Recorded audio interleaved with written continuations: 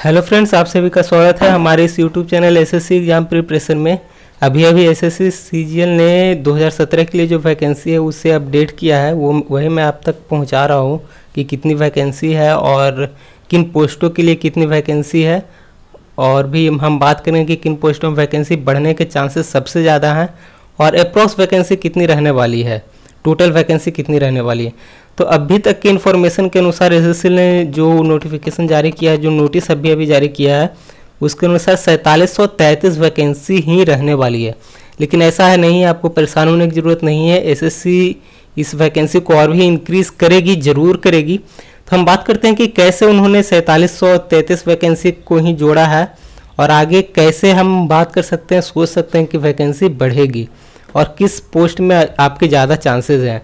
तो हम सबसे पहले बात करते हैं, ये सब तो आपको पता ही होगा कि आपने नोटिफिकेशन ज़रूर देखा होगा, अगर नहीं देखा होगा तो वो देख लीजिए कि कौन कौन से पोस्ट हैं के लिए वैकेंसी निकाली गई है और किस डिपार्टमेंट के अंदर आता है। तो हम उसी के बारे में बात करते हैं कि सीएजी के अंदर जो दो डिपार्टमेंट आते हैं, जो दो पोस्ट आते हैं, सॉरी, सीएजी जो डिपार्टमेंट है उसके अंदर दो पोस्ट आता है, असिस्टेंट ऑडिट ऑफिसर और असिस्टेंट ऑडिट ऑफिसर।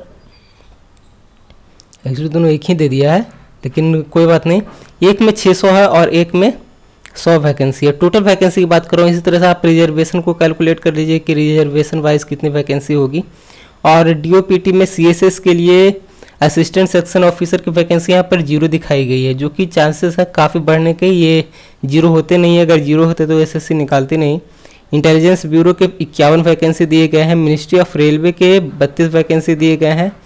और जो आर्मी की जो वैकेंसी होती है AFHQ, उसमें 146 वैकेंसी दिए गए हैं। इसी तरह से आप देख सकते हैं वैकेंसी को अपडेट किया गया और कहीं कहीं आपको 0 भी मिल जाएंगे, जैसे कि यहाँ पर देख सकते हैं फॉरेस्टिक साइंस सर्विसेज असिस्टेंट के लिए 1 वैकेंसी। अदर डिपार्टमेंट और मिनिस्ट्री में असिस्टेंट पोस्ट के लिए 0 दी गई है। एक्चुअली 0 होगा नहीं, जरूर बढ़ेगा, आई एम श्योर। 50-55 तो कम से कम होने चाहिए। और इसी तरह से हम आगे देखते हैं, ministry of corporate affairs Indian coastal guard के लिए 26 वैकेंसी दी गई। यहाँ पर आपको सबसे ज़्यादा यहाँ पर ध्यान देने की ज़रूरत है। सीबीडीटी के लिए जो इनकम टैक्स इंस्पेक्टर की जो पोस्ट आती है उसके लिए 0 वैकेंसी दी गई है। 0 तो बिल्कुल नहीं होगा, पिछली बार भी अच्छी खासी वैकेंसी थी। इस बार हम अनुमान लगा सकते हैं कि 300 वैकेंसी तो ज़रूर यहाँ पर रहनी चाहिए, आई एम श्योर 300 होनी चाहिए। इस तरह से सेंट्रल एक्साइज के इंस्पेक्टर, फिर प्रिवेंटिव ऑफिसर के इंस्पेक्टर, फिर एग्जामिनर के इंस्पेक्टर, इसके लिए भी 0 वैकेंसी दी गई। हम अनुमान लगाते हैं कम से कम इन चारों मिलाकर 800 वैकेंसी तो जरूर होगी, लेकिन इसमें कोई मेंशन नहीं किया गया तो हम इसकी बात नहीं करेंगे। आप अनुमान के बल पर चल सकते हैं। अब आगे हम बात करते हैं, आगे बढ़ते हैं। आगे हम बात करें तो सेंट्रल ब्यूरो ऑफ इन्वेस्टिगेशन के जो सब इंस्पेक्टर होते हैं उसके लिए 54 वैकेंसी दी गई है। डिपार्टमेंट ऑफ पोस्ट के लिए 101 वैकेंसी। फिर इसी तरह से यहाँ पर देख सकते हैं इंस्पेक्टर एंड सब इंस्पेक्टर की जो पोस्ट होती है, central bureau of narcotics and national investigation agency के लिए 0 वैकेंसी दी गई है। 0 नहीं होगी, अभी तक एसएससी को डिपार्टमेंट ने वो नोटिस नहीं जारी किया कि हमें इतने आदमी चाहिए, इसलिए यहाँ पर ये 0 दिया गया है।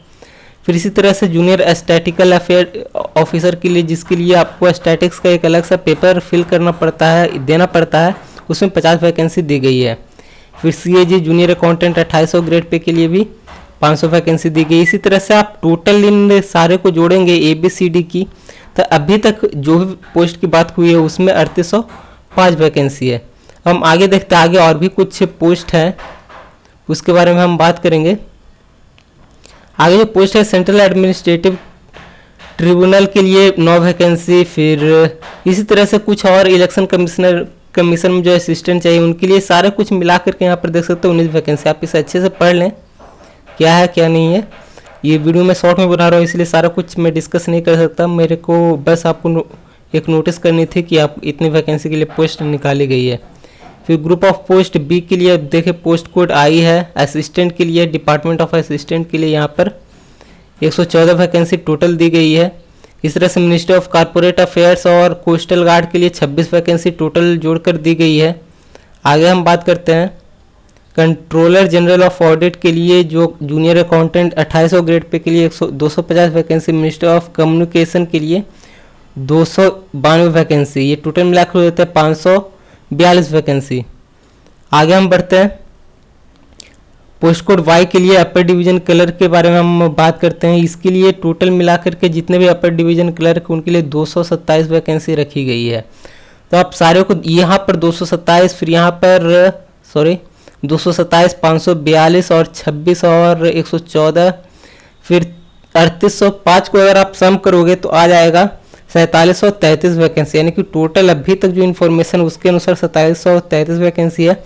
और आपको एक बात बता दूं कि बहुत सारे जो डिपार्टमेंट हो उसमें वैकेंसी बढ़ेगी, घटने का चांसेस बहुत कम है, जरूर बढ़ेगी। और जहां पर आपको 0-0 दिखा रहा है टैक्स असिस्टेंट के पास, फिर इनकम टैक्स इंस्पेक्टर के पास, वो सब ऐसी वैकेंसी है जो अभी तक डिस्क्लोज नहीं किया उन्होंने, लेकिन आई एम श्योर काफ़ी वैकेंसी होगी और आपको परेशान होने की जरूरत नहीं है। हम अनुमान लगाते हैं कि अप्रॉक्स 1500 वैकेंसी तो कम से कम तो जरूर होनी चाहिए। अगर ऐसा हुआ तो बहुत अच्छी बात है। तो अभी इस वीडियो में इतना ही, आप परेशान ना हो। Thanks for watching, take care, bye bye.